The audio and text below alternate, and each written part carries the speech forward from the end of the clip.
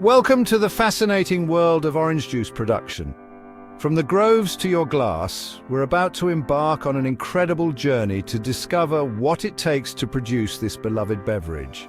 Stick around as we dive into the science, the technology, and the passion behind every drop of orange juice.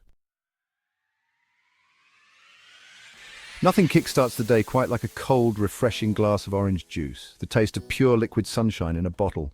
America chugs through over 500 million gallons of the sweet nectar every year, a demand that never slows down even when the golden fruit aren't in season. But what does it take to keep this tangy goodness flowing all year round? It's a blend of state-of-the-art farming, science, and precision timing, far more complex than you might think. From sun-soaked orchards to the final pour, we're uncovering the high-tech, juicy journey of OJ, coming up next on Made. Vision the perfect orange juice. It starts with the perfect climate, and in the US that means Florida and California. Both states offer the right mix of warm sunshine and seasonal rainfall, creating ideal conditions for growing juicy, flavorful oranges. Since the mid-19th century, Florida has dominated as the top orange juice producer in the US, but in recent years its dominance has faded. A combination of hurricanes and a devastating tree disease called citrus greening has severely impacted its crops, leading to a 75% drop in Florida's orange juice production since 2005. As Florida's orchards have struggled, California has taken on a bigger role in the US orange juice industry, but even with its increased output, it can't entirely meet the country's demand on its own. To keep up, many companies now import more oranges than ever, with Brazil leading as the world's top exporter for juice oranges. In fact, most 100% orange juice is actually a blend from both the US and Brazil. Something worth checking next time you grab a bottle. Out of the many orange varieties grown worldwide, there are two primarily used in commercial juice production because of their high juice yield and tangy flavor: Valencia and Hamlin. While Valencia are the industry's preferred choice, making up around 70% of juice crops, many orchards also grow Hamlins alongside them to take advantage of their different harvest cycles and keep juice production steady throughout the year. For instance, Valencia, which bloom in the spring, can take around 12 to 15 months to fully ripen, meaning they aren't harvested until the following year from March through September, peaking during the summer months. Hamlins, on the other hand, also bloom in the spring, but ripen much faster, maturing within 7 to 8 months, and are harvested within the same year from October through January. While Hamlins have a gentler flavor, their high juice content makes them just as important to the growers when Valencia aren't in season. By alternating between these two varieties, orchards can supply a constant feed of fresh oranges to the juice factories, so that no matter the season, we can enjoy fresh OJ all year round. So how do the growers know when the oranges are perfectly ripe for juicing? They rely on this specialized tool called a refractometer. By squeezing a sample of fresh juice onto the device, they measure its ratio of sugar to water, also called the Brix percentage.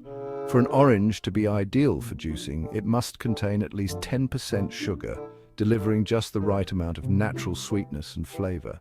Now that the oranges are at their ideal sweetness, it's time for the harvest to begin. In some orchards, workers still hand-pick the oranges, gently placing them in bags to maintain their pristine appearance. But with the factory needing millions of oranges every day, a quicker and more efficient system is used for large-scale juice production. Since these oranges are all headed for juicing, minor blemishes aren't that much of a concern. That's where this massive harvester machine takes over. As it moves over the trees, vibrating arms shake the branches, causing ripe oranges to fall onto a conveyor system. From there, they're transferred into this specialized collection vehicle called a goat, traveling alongside in the next row. With the ability to harvest up to 2 tons per minute or over 2 million oranges a day, this machine keeps juice production running at full speed. Now, you might be wondering, why are some of the oranges still green? Surprisingly, their color has nothing to do with ripeness. It all comes down to temperature, not time. Cool nights can trigger the peel to turn orange, while warmer nights can actually turn it green again, but don't be fooled. These green ones are just as ripe and juicy as their bright orange counterparts. As long as they're all full-sized, they're perfectly ready for... Once all the oranges have been harvested, the goat truck hauls them to an open-topped semi-trailer called a gondola, which is strategically placed for easy loading. One by one, the goats arrive and unload their haul into the waiting gondola. This process repeats until the trailer is filled with up to 120,000 oranges. To put that in perspective, that's enough to produce roughly 2,700 gallons of fresh orange juice. Once they're filled, semi-trucks transport the oranges to the factory where the juicing process kicks into high gear.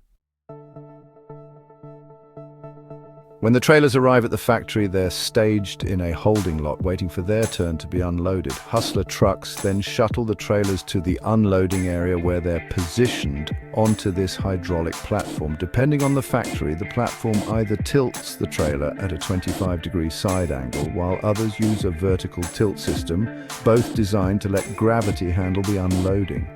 In seconds, all 120,000 oranges cascade onto the conveyor, marking the start of their journey to becoming fresh juice.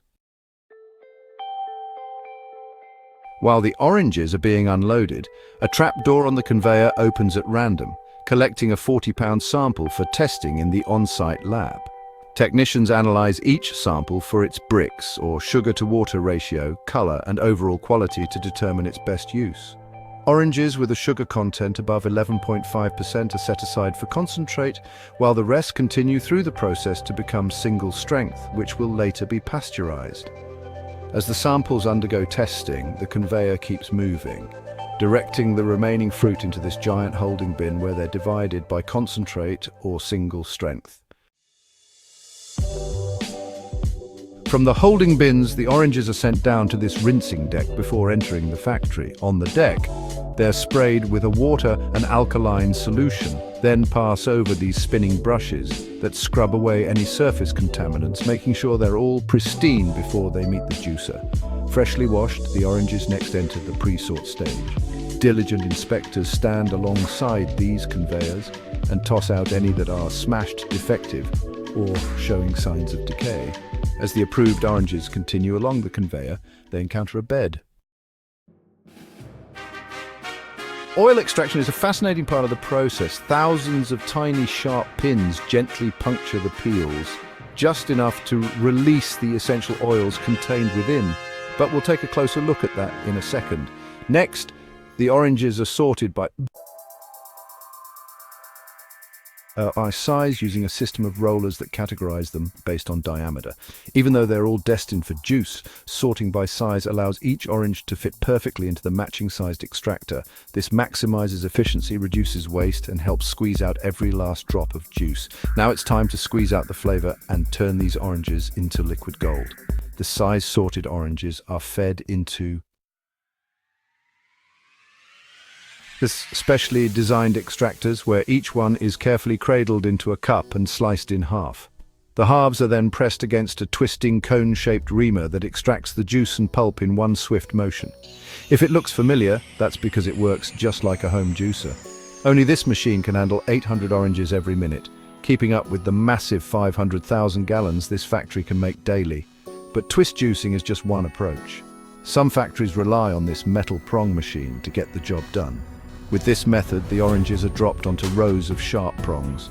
Then a powerful press crushes them downward, forcing the juice to flow through while separating the peel and pulp. The pulp doesn't go to waste, though. It has its own journey. The collected pulp is often repurposed into animal feed, ensuring that every part of the orange is utilized. This not only minimizes waste, but also provides a valuable resource for other industries. And there you have it, the journey of an orange from fruit to juice, with every step meticulously designed to maximize efficiency and minimize waste. Instead, it's collected and stored in these metal drums, later to be added back into select juice batches for those who prefer a thicker, more textured drink. Just like fresh squeezed oranges, we'll dive into the pulp reworking soon, but for now you might be wondering what happens to all those peels. The now empty peels fall into a peel grinder, a rotating auger mill that grinds them into a fibrous shredded mix. After that, the processed peels are loaded onto trucks and sent out to be used as cattle feed. Earlier in the process, we saw how thousands of tiny pins punctured the orange peels, releasing their natural oils. That oil, along with additional extracts from the ground-up peels, are collected in a giant vat. This oil-water emulsion is then sent to a high-speed centrifuge where it's rapidly spun to separate the pure oil from the water. This continues until the oil reaches at least 99% purity. The result is pure orange essential oil, a highly versatile product that can be used in cosmetics, aromatherapy, food flavoring, and much more. As for the orange juice itself, it follows one of two paths: concentrate or single strength. For concentrate, the juice is sent through evaporators that remove about 80% of its water content, leaving behind a highly concentrated form. This is then frozen, creating the familiar ice tubes of juice you might see in grocery store freezers.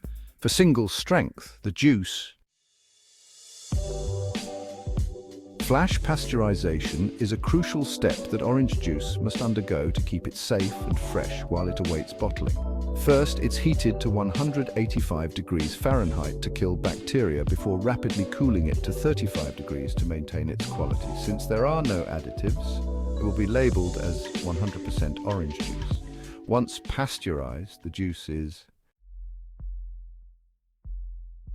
stored in these massive 1 million gallon refrigerated tanks where it can stay fresh for up to 2 years with minimal flavor degradation. Fun fact, the flash pasteurization method was developed in the 1950s by Tropicana's founder Anthony Rossi and his team of scientists. Prior to that, almost all commercially available orange juice in the US came from concentrate before the juice reaches the bottling stage. Multiple samples are taken from the 1 million gallon storage tanks and sent to the lab so only the highest quality product makes it to consumers. In the lab, each sample undergoes rigorous testing where experts analyze acidity, sugar or Brix level, aroma, color, and most importantly, taste. Additionally, the pulp quality is also examined before being blended back into select batches in the next stage. Now it's time to reintroduce the pulp blending. Previously extracted pulp is added back into the juice before bottling. The pulp barrels are sent to a rework tank where the pulp and juice are thoroughly blended to create a smooth, uniform consistency. Since everyone has different preferences, the juice is separated into batches with varying pulp levels, ranging from some pulp to lots of pulp. And for those who prefer their orange juice silky smooth, a pulp-free batch is made too. Which pulp level do you prefer? Let everyone know in the comments. After months of ripening under the sun, the oranges have been squeezed, tested, and perfected. Now, the juice is ready for its final step, bottling and making its way to you. First, infrared light heats these glass and plastic preforms, softening them for shaping. Then a blow molding machine rapidly expands them into 14-ounce bottles. The newly shaped bottles then go through a final rinse cycle, where a spraying machine thoroughly cleans them, removing any potential residues or contaminants before they're filled. The filling process happens in stages. First, a small amount of the flash pasteurized juice is poured into the bottles at 176 degrees Fahrenheit. Then the rest of the bottle is filled. To prevent foaming, a built-in scale on the neck holder automatically checks the weight, preventing overfilling. Once the bottles are filled, the conveyor takes them to a machine that applies a bottle cap in the blink of an eye. Each bottle is now scanned using high-speed cameras and UV light, allowing the system to instantly identify leaks, loose caps, or irregular bottles. Then they pass through a machine that turns the bottles of still hot orange juice on their side. This allows the liquid to sterilize the neck area and inner cap thoroughly. After sterilization, the bottles move through a cooling station where spray nozzles gently bring them down to room temperature. Now, they're at the perfect stage for the next step. At the perfect temperature, the bottles move to the labeling station where they receive their final touch, a label showcasing the brand product details and nutritional information. After each bottle is labeled, they are grouped into packs and sent through a shrink tunnel. Here, they're tightly wrapped together, creating compact packages that are easy to handle, stack and transport. The shrink-wrapped packs are then stacked onto pallets, forming neat, transport-ready stacks. To keep everything secure, robotic arms wrap the pallets in another layer of cellophane, ensuring stability for easy handling during shipping and unloading. Finally, the freshly bottled orange juice is loaded onto refrigerated trucks, one pallet at a time, making sure they stay cool and fresh on their journey to store shelves. Soon, it'll be ready to bring a burst of sunshine to breakfast tables everywhere. Whether you prefer it smooth, packed with pulp, fresh or from concentrate, every glass of orange juice carries the story of its journey from orchard to table. It's no surprise that it remains the undisputed king of breakfast drinks. Thanks for watching Made Vision. We'll see you next time.